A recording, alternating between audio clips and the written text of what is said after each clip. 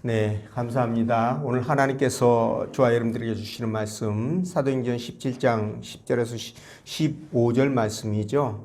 네, 성경 말씀은 믿는 자의 모든 것입니다. 이런 제목인데요. 말씀 전해질 때 우리 하나님의 은혜와 사랑이 함께하기를 원합니다. 올해 얼마 전에 러브버그가 굉장히 기승을 부렸었죠. 저도 그 전에 그런 날파리들이 있었는지 몰랐었는데 올해는 분명하게 알 수가 있었습니다. 그런데 인터넷을 검색하다 보니까 한 환경단체가 이 러브버그를 무자비하게 학살을 하는 것 자체를 반대한다. 러브버그의 생존권을 보호해달라, 보장해달라, 그런 시위를 했다라는 그 영상이 있다고 그래서 제가 이제 찾아서 들어가서 봤거든요. 그랬더니 이 영상이 페이크였다고 그렇게 얘기를 하더라고요. 가짜였다고. 그래서 얼마나 다행인지 모르겠어요. 왜냐하면, 아니, 이런 참, 저는 해충이라고 생각하는데, 해충 같은 것을 그렇게 보호하자고 그런 운동하는 사람이 있을 수 있나, 이런 생각이 들었기 때문에 그렇죠. 환경보호도 좋지만, 우리가 해충까지는 보호할 수 없잖아요. 그죠? 아니, 모기나 빈대나 벼룩이나 바퀴벌레나 이라든가 이런 걸 보호하자는 사람이 있나요? 그 말이 안 되지 않습니까? 그렇죠? 거기에다 진드기라든가 병충해, 안 그러면 코로나 바이러스까지 보호하자는 그렇게 또 논리가 또 비약될 수 있는 부분들이 있습니다. 우리나라의 이 집단 지성이 무너지다 보니까 도덕이 땅을 기는데요. 어쨌든 이런 시대일수록 말씀이 저와 여러분들의 세상을 판단하는 기준과 행동하는 그 기준이 되어야 된다고 믿습니다. 그래서 이런 말씀으로 우리가 세상을 판단하고 또 분별할 수 있는 그 지혜가 필요한데, 여러분들이 바로 그런 지혜로운 분들이 되시기를 간절히 축원합니다. 오늘 하나님께서 본 말씀을 통해서 다음과 같은 세 가지로 우리에게 은혜를 주셨는데, 그 첫째가 하나님은 말씀을 상고하는 자를 귀하게 여기신다는 것이고요. 두 번째는 성도는 신앙의 근거를 성경에 두어야 한다. 그리고 세 번째는 성경 말씀을 믿고 아끼고 사랑하면 복을 받습니다. 라는 제목인데요. 우리가 성경 말씀을 따라가면서 성령께서 들려주시는 하나님의 음성을 듣도록 하겠습니다. 자, 첫째로 하나님은 말씀을 상고하는 자를 귀하게 여기신다라는 제목인데, 우리 11절 말씀 함께 읽어봅니다. 시작.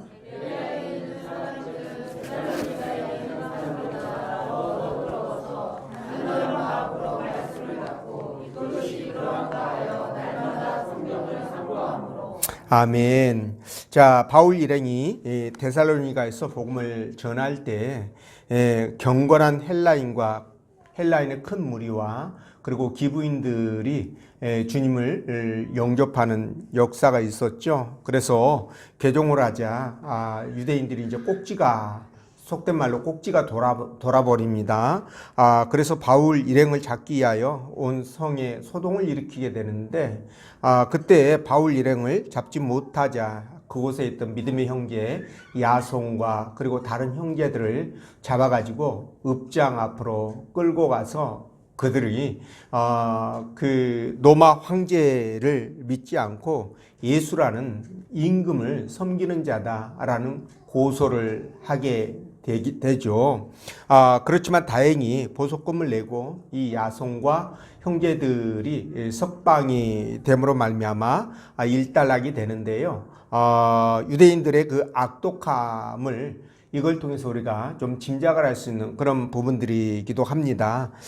그래서 데살로니가에 있던 형제들이 사도 바울을 보호하기 위하여 그 일행들을 베레아로 피신을 시킵니다. 근데 베레아로 이들이 오게 된 이유는, 이 베레아가 비교적 작은 도시인데다가 애진 곳에 있고, 그리고 사람들이 신사적이어 가지고 다른 곳에 비해 신변의 위협이 적어서 아마도 복음을 전하기에 적당하다고 판단해서 이곳으로 피신시킨 것이 아닌가 그런 생각을 해봅니다. 베레아에 도착한 바울 일행은 쉬지도 않고 또 유대인들의 해당에 들어가서 복음을 전했는데, 이거 보면 사도 바울은 정말 겁을 상실한 사람 같다. 복음을 위해서라면 무슨 짓이든 할 것 같다라는 생각이 듭니다. 그만큼 유대인들에게 올바른 복음을 전하겠다라는 그런 믿음이 컸기 때문이 아닌가 싶은데요. 유대인들의 해당에 들어가서 복음을 전할 때 놀라운 일이 일어납니다. 그게 뭐냐면 베레아에 있던 그 유대인들은요, 다른 곳과는 다르게 바울이 전하는 이 복음을 진짜 간절한 마음으로 들었던 것이죠. 오늘 본 말씀처럼 그만큼 뭡니까? 그들은 하나님 말씀에 관심이 많고 호의적이었다라는 것을 알 수가 있는데요. 더 놀라운 것은 이들이요, 말씀을 듣는 것으로 끝나지 않고 바울이 전해준 복음을 상고했다라는 거예요. 자, 근데 상고가 무슨 뜻인가 제가 찾아봤더니 꼼꼼하게 따져서 검토하거나 참고한다, 이런 의미입니다.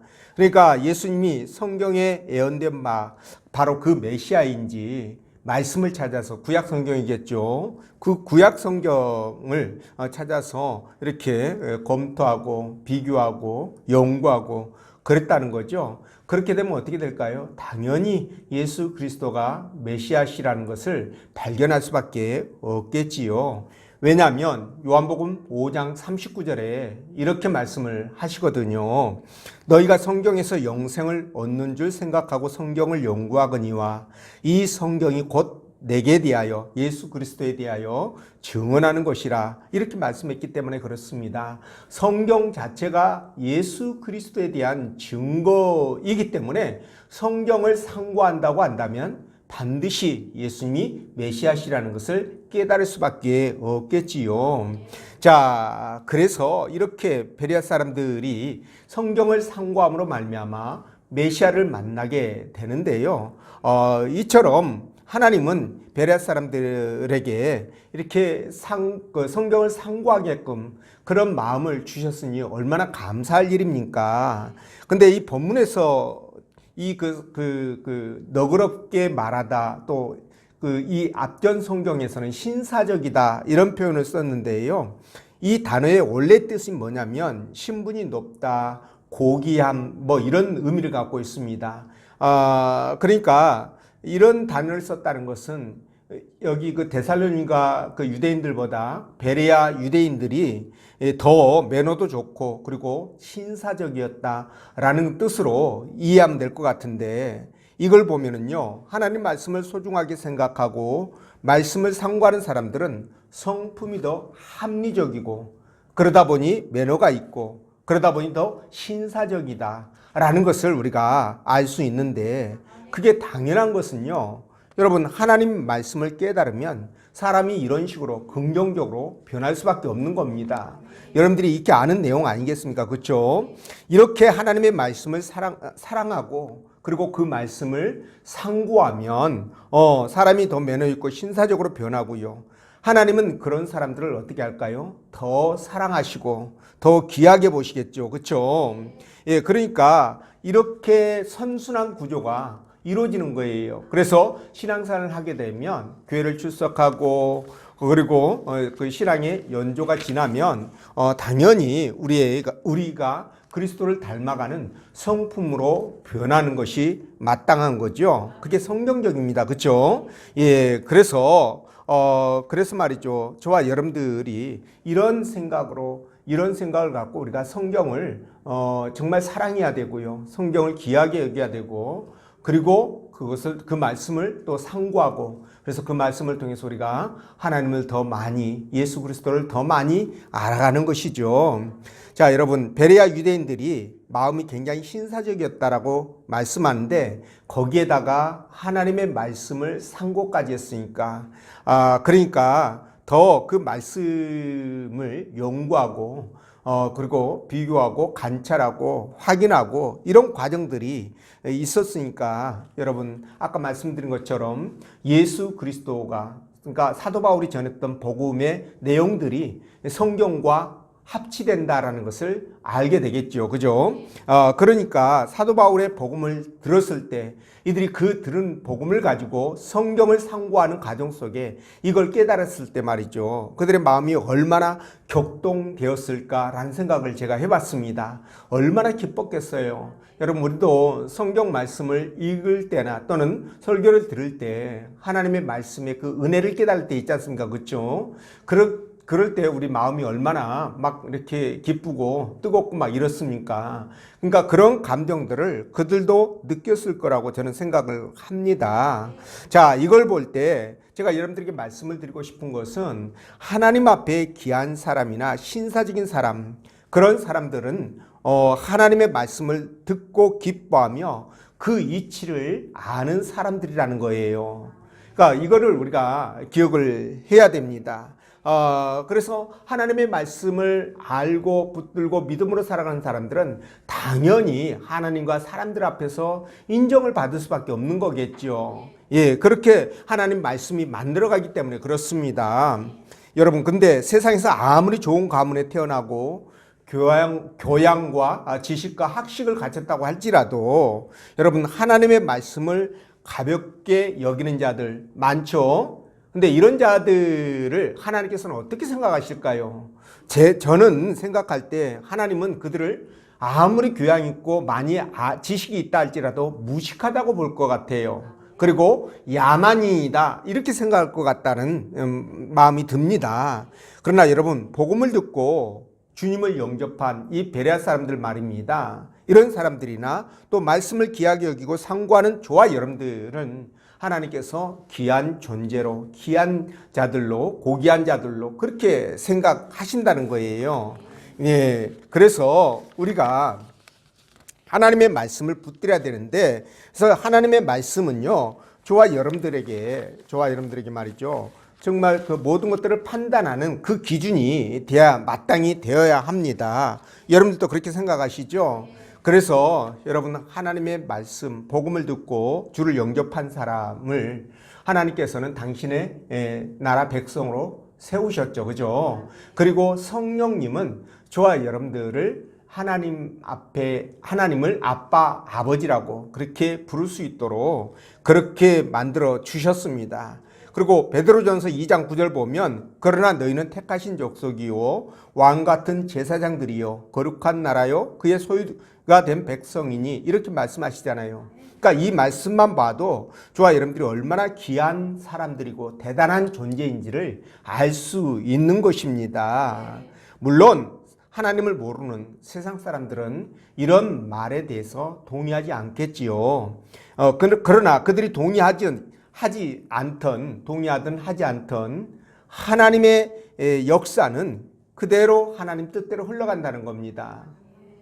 예, 저들이 아무리 아니라고 부정하고 난리 부르스를 쳐도 이 세상과 개개인의 인생사는 하나님의 뜻대로 굴러간다는 것, 이것을 우리가 생각한다면 우리가 하나님 앞에 얼마나 신실한 믿음을 갖고 살아가야 될 것인지를 우리 다시 한번 다짐을 할 수밖에 없는 것이죠. 그렇기 때문에 저와 여러분들의 형편과 처지가 어떠하든 간에 하나님이 사랑하는 귀하고 대단한 존재라는 사실을 잊지 마셔야 됩니다. 그리고 항상 당당하고 자신 있게 세상을 살아가셔야 됩니다. 그런 여러분 되시기를 주의 이름으로 축원드리고요. 자, 두 번째, 성도는 신앙의 근거를 성경에 두어야 한다 이렇게 말씀하시잖아요. 11절 말씀인데 다시 한번 읽어볼까요? 시작.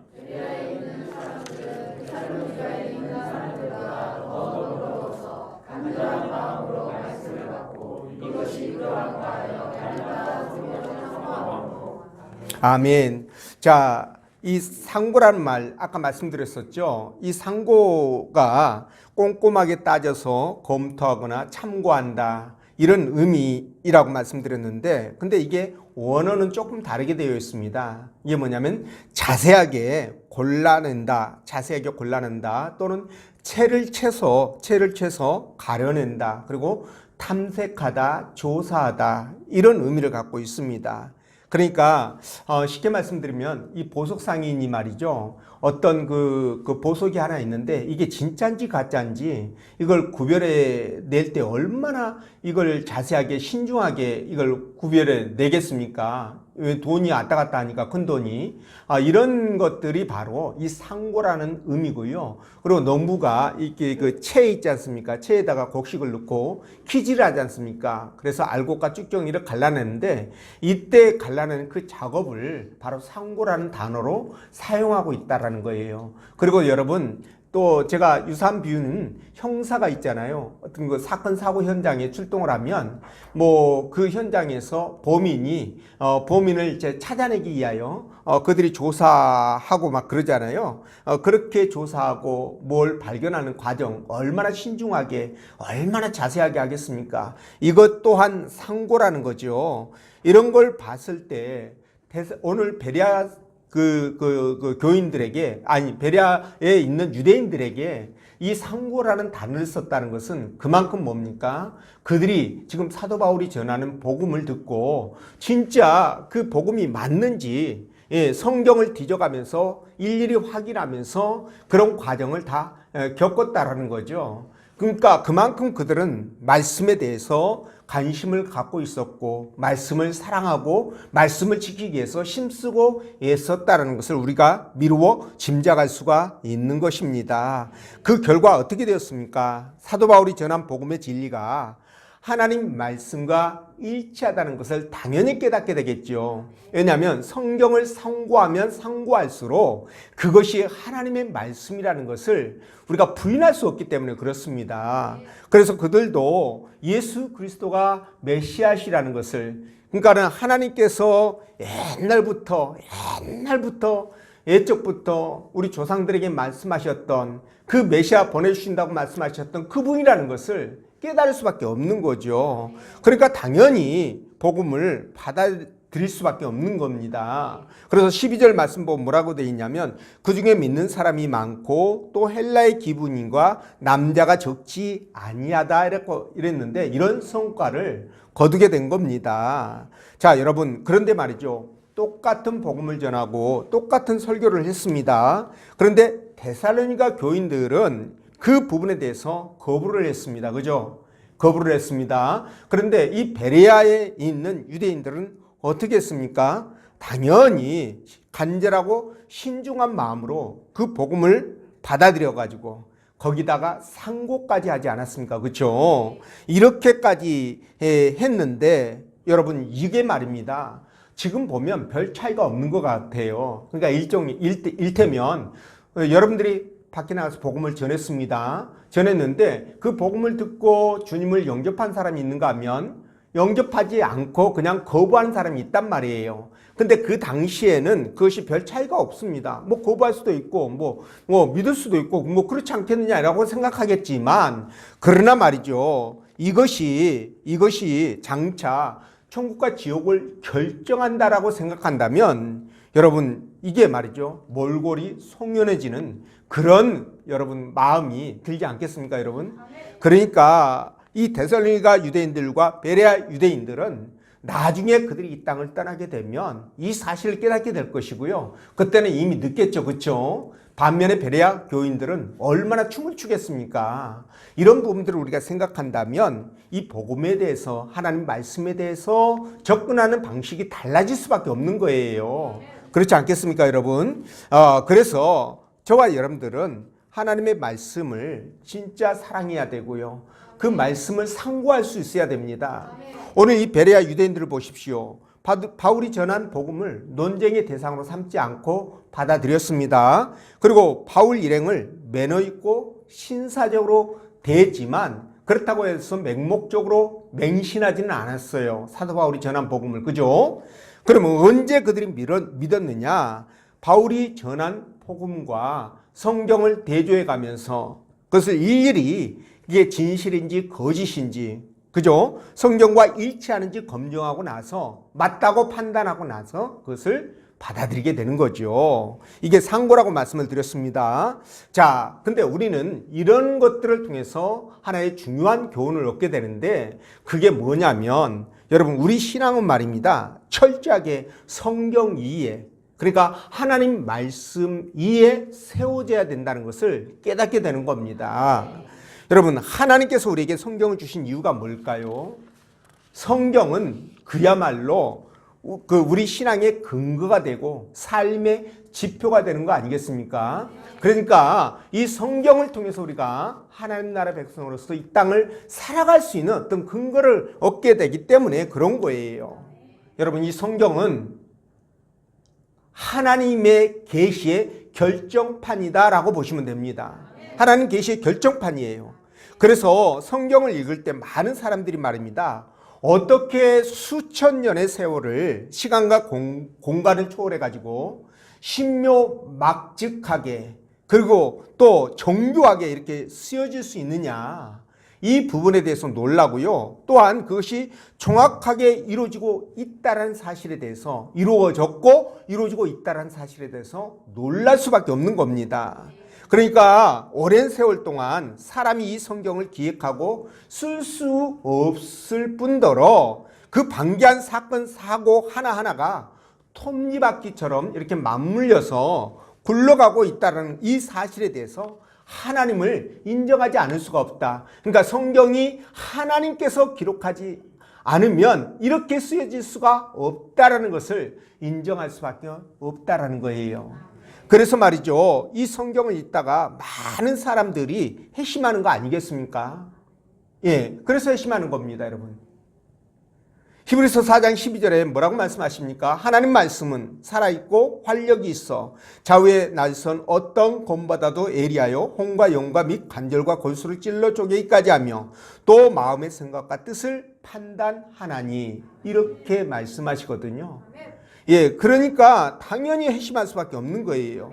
물론 이것도요 지혜롭고 성경을 상고하려는 의지가 있는 사람에게 해당될 것입니다.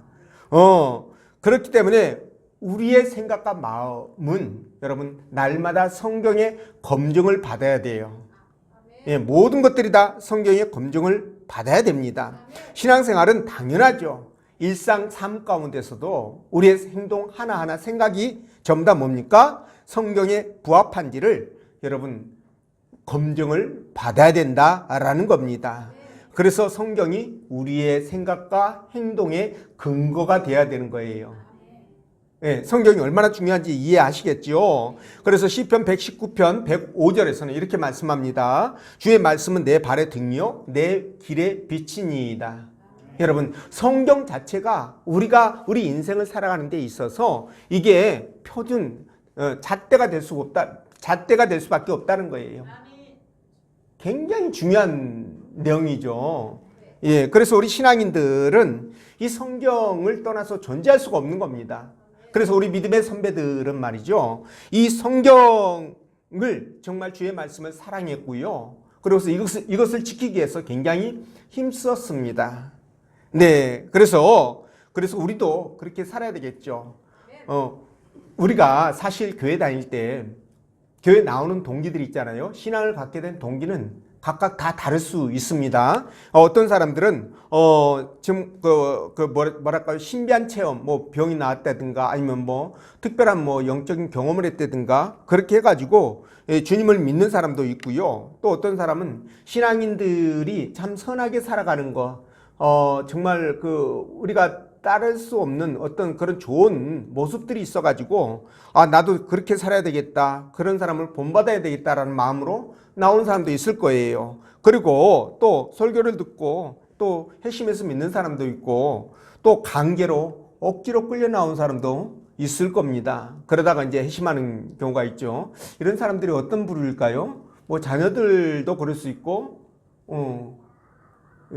남편 씨도 있고 그죠? 예, 이럴 수 있습니다. 근데 남편이 아내를 이렇게 관계로 데리고 오는 경우는 글쎄요, 뭐 굉장히 드문 것 같아요. 저는 아직 없는 것 같은 느낌이 듭니다.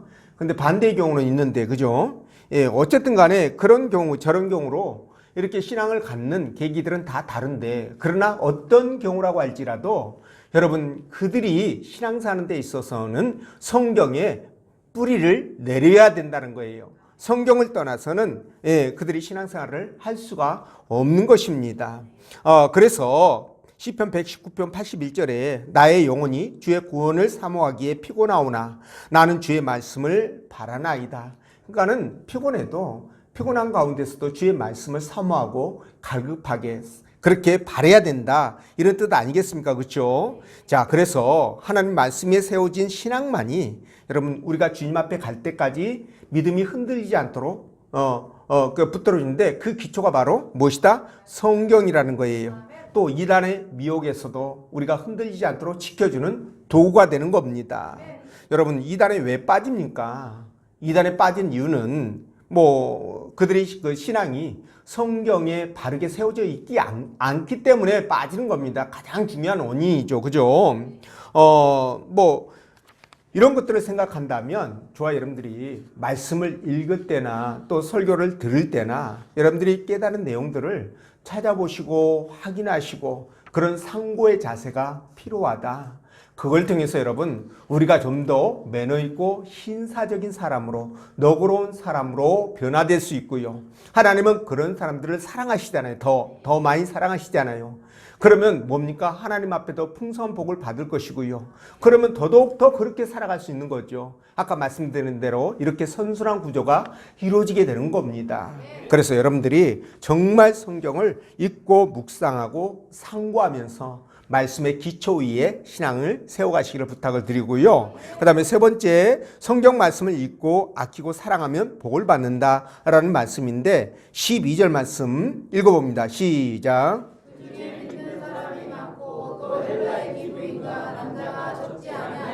아멘. 자, 베레아의 많은 유대인들이 바울이 전한 복음을 듣고 기독교로 개종했죠. 자, 이들은 날마다 들은 말씀과 성경을 비교하면서 상고하면서 사도 바울이 전한 복음이 진리이자 하나님의 구원의 소식임을 확신합니다.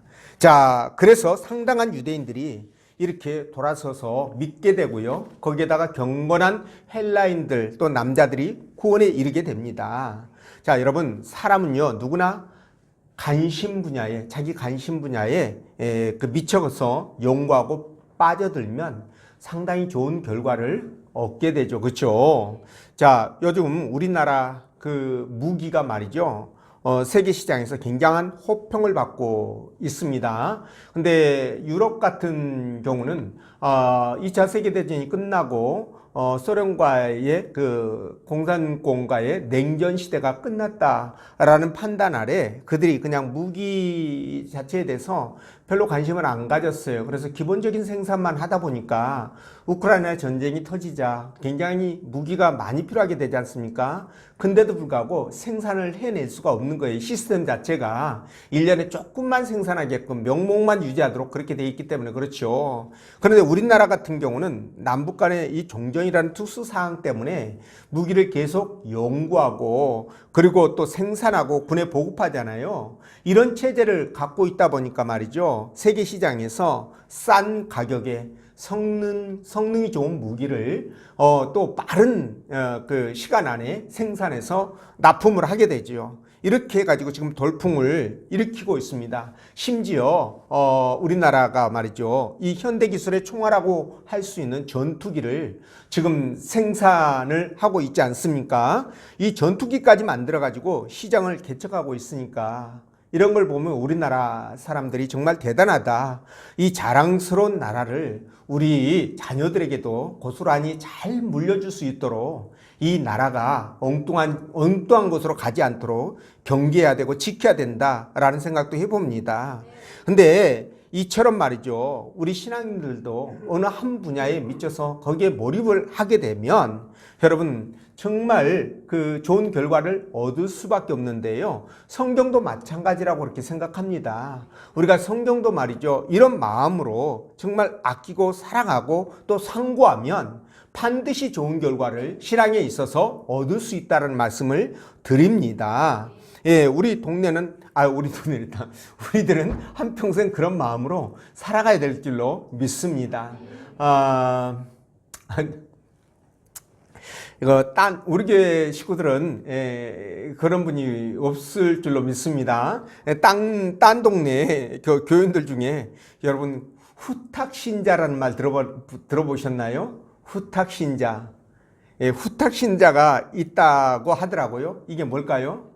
이게 뭐냐면 여러분 평소에 성경을 읽지 않지 않습니까? 그렇죠? 읽지 않다가 이제 주일날 이제 뭐 교회 갈 때 성경을 들어가지고 위에 쌓인 먼지 그죠? 후 불어가지고 성경을 탁 이렇게 치고 그죠? 그래가지고 들고 온다고 해가지고 후탁신자다 이렇게 이야기를 한답니다. 근데 제가 이걸 얘기를 하면서 걱정되는 게 아니 오늘 말씀 다 잊어버리고 집에 갈 때 후탁신자만 남는 거 아닌가 이것만 갖고 돌아가는 거 아닌가 조금 이제 걱정이 되더라고요. 여러분들은 그러지 않겠죠, 그렇죠? 근데 말이죠, 이렇게 후탁신자가 되면 주님이 주신 은혜도 기쁨도 감사도 떨어질 수밖에 없어요. 왜냐하면 성경을 멀리하고서는 신앙이 온전하게 자라질 않기 때문에 그렇습니다. 우리 신앙은 성경을 통해서 하나님을 만나고 자라는 거잖아요, 그죠? 그러니까 성경을 우리가 읽고 묵상하고 그리고 상고하고 이런 과정들을 통해서 하나님 앞에 한 발짝 더 가까이 다가가게 되는 것이고요. 하나님의 복을 누릴 수 있는 것입니다. 그래서 이게 너무너무 중요합니다. 우리가 성경을 통해서 하나님을 만날 수 있잖아요. 이게 성경이 하나님 말씀이라는 것은 이미 여러분들도 다 알고 있는 사실이고요. 이 말씀 속에서 하나님을 아는 지식과 그리고 하나님이 어떤 사람을 사랑하고 미워하는지 그리고 하나님께서 어떤 것을 좋아하고 싫어하는지 또 어떻게 복을 주시고 어떤 경우에 복을 주시는지 이런 것들이 다 어디에 나옵니까? 성경에 나오잖아요. 그렇죠? 그리고 우리가 어떻게 구원을 받고 이 땅에서 축복과 내세의 상급을 또 받을 수 있을 것인지 또 신앙인으로서 우리가 이 땅을 살아갈 때 여러분 고난과 어려움 만나게 되잖아요. 그죠? 그런데 그럴 때 여러분 우리가 또 어떻게 헤쳐나가야 될 것인가 이런 부분에 대해서 성경에 그 방법들이 기록되어 있다는 겁니다. 그렇기 때문에 여러분 성경을 멀리하면 그만큼 손해가 될 수밖에 없어요. 반면에 성경을 가까이 하면 어떻게 됩니까? 그만큼 빠르게 이익을 얻을 수밖에 없는 겁니다. 디모데후서 3장 16절 17절에 이렇게 말씀하죠. 모든 성경은 하나님의 감동으로 된 것으로 교훈과 책망과 바르게 함과 의로 교육하기에 유익하니 이는 하나님의 사람으로 온전하게 하며 모든 선한 일을 행할 능력을 갖추게 하려 함이라. 자, 하나님의 사람으로 온전케 만드는 것이 바로 성경이고요. 그리고 모든 선한 일을 행할 능력을 갖게 만드는 것이 성경이다. 이렇게 말씀합니다. 자, 그렇다면 당연히 성경을 가까이 해야 되겠죠. 가까이 해야 됩니다. 근데 나만 성경을 가까이 하는 것이 아니라 내 자녀들도 성경을 가까이 할 수 있도록 그런 습관을 기를 수 있도록 해주는 것이 맞다. 이 말씀을 드립니다. 자, 여러분들에게 이런 질문을 한다면 어떻게 대답하시겠습니까? 자녀에게 무엇을 물려주시겠습니까? 라는 질문을 했다고 가정을 해보자고요. 내 자녀에게 무엇을 물려주시겠습니까? 여러분들 한번 속으로 생각해 보십시오. 뭘 물려주실 것인가? 자녀에게. 뭐 어떤 사람은 돈을 물려주겠다. 이렇게 답한 사람이 있을 거예요. 이렇게 답하면 빵점짜리 답이고, 그러면 뭐 지식이나 또는 뭡니까? 배움, 이렇게 학식 이런 것들은 물려주겠다라고 한다면 50점짜리 답이고요. 어떻게 컨닝했나 봐요. 네. 그리고 여러분 하나님의 말씀이나 신앙 유산을 물려주겠다라고 한다면 그렇습니다. 이럴 때 100점짜리 답입니다. 그러니까 여러분 이 땅의 것을 다 가져도요 구원을 잃어버리게 되면 다 잃어버린 거예요. 뭐 어떤 사람이 그러더라고요. 모든 것을 다 가져도 건강을 잃어버리면 다 잃어버린다. 그런데 건강 잃어버려도 괜찮습니다. 죽어도 괜찮습니다. 왜냐하면 우리의 삶이 또 펼쳐지지 않습니까? 그렇죠? 그러니까 거기에서 중요한 것은 뭐예요? 구원이에요. 구원.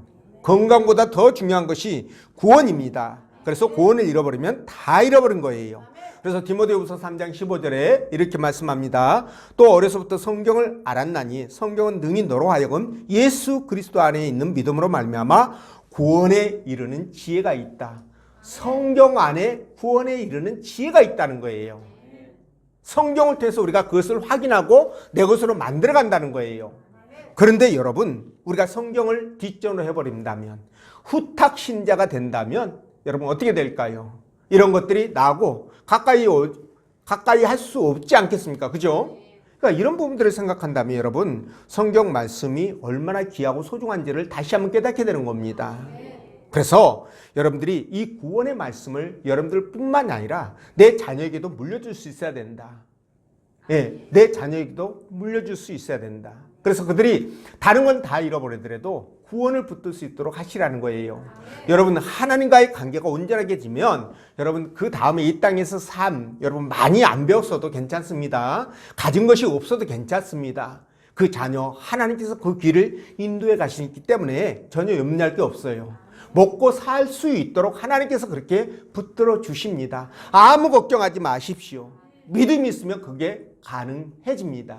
제가 탈북자 그 이야기를 듣다 보니까 그분이 그러더라고요. 탈북을 해서 그 중국에 있는 그 기독교 단체에 의탁을 해가지고 거기에서 이제 한국으로 보내주는데 3개월 정도 성경 공부를 시킨 다음에 절차를 밟아서 한국으로 보내주더라고요. 보니까. 왜냐하면 그 돈 들여가지고 교회 식구들 헌금으로 이렇게 그들을 이렇게 한국으로 오게 해주는데 그런 과정들이 없다면 또 그렇잖아요. 그렇죠? 신앙인으로 만들어야 되는 그 목적이 있기 때문에. 그래서 성경 공부를 하는데 그 성경 공부를 했던 이 사람이 마지막 끝날 무렵쯤에 중국 공안들이 들이닥쳐가지고요. 이제 잡히면 무조건 이제 북송되는 겁니다. 북송되면 뭐 선교사를 접촉했다든가 교회를 나갔다든가 아니면 한국으로 들어갈 기도를 했다든가 이거는 무조건 정치범 수용소입니다. 나머지 중국에 먹을 것이 없어서 이렇게 있었다든가 그러면은 이 사람들은 이제 우리나라 말로 말하면 교도소입니다.